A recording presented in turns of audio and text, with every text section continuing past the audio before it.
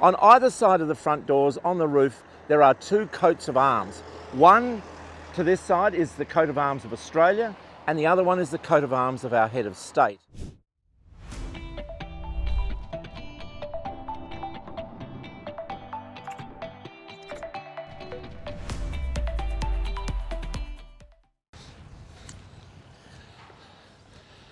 So here I am at Provisional Parliament House in Canberra. It's now called the Museum of Democracy. And of course, this is where Australia's Parliament was held between 1927, when it was moved from Melbourne, until 1988, when it was moved to the new site up on the top of the hill behind me.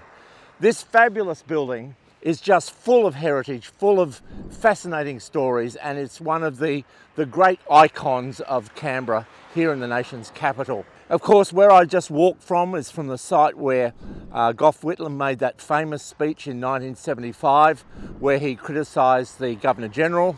And the flag today is flying at half-mast because it's recognising that today is the funeral of a famous minister during the John Howard era, Peter Reith.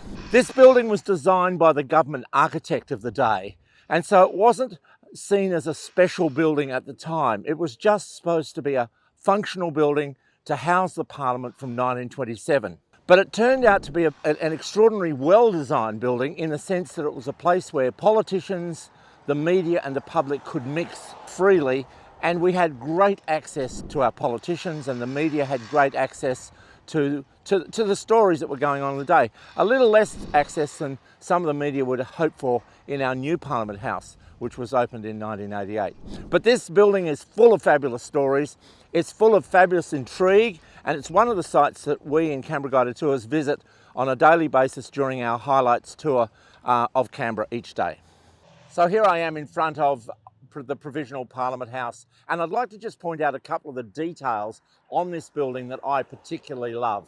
On either side of the front doors, on the roof, there are two coats of arms. One to this side is the coat of arms of Australia, and the other one is the coat of arms of our head of state.